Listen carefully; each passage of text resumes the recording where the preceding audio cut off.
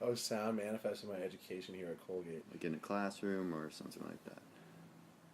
Um, I literally can't think from my own perspective. I'm not like a very sound oriented person. I'm not a musician or anything like that. But I guess in the classroom, sound is I just think about like talking. And it's like the main way I communicate. That's about it.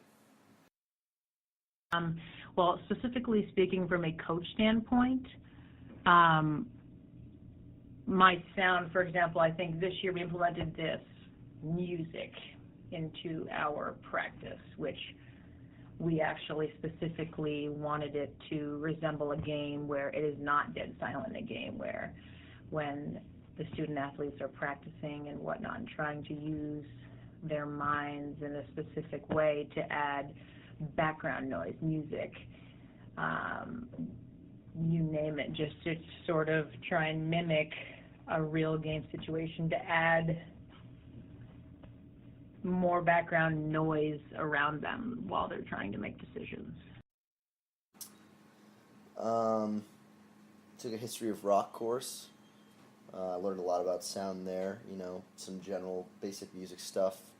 Learned about all different kinds of sounds in that course. So, I'd say that's the only thing off the top of the head I can say really. Personally, this semester I'm actually taking a Shakespeare acting class, and I had to read Shakespeare in high school, and I absolutely hated it, and I didn't understand it. It was really hard for me to read. I thought this was dumb. Like, why did we have to learn this? We're never going to talk like this, blah, blah, blah.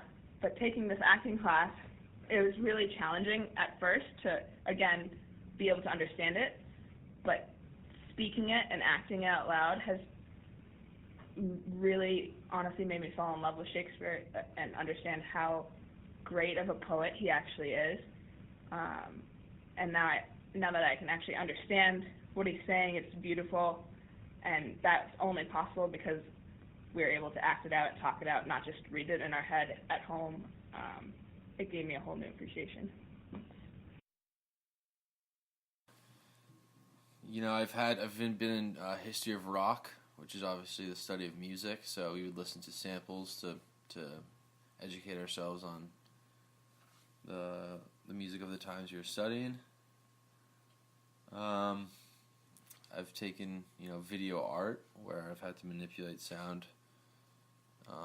What about in post production? What about non-art or music related classes?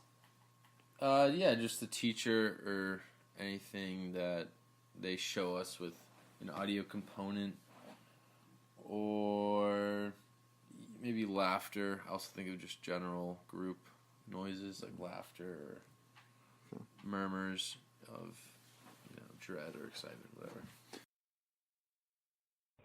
I think that here at Colgate we don't use sound as much as we potentially could in our education. I think we rely a lot on visual materials to aid in our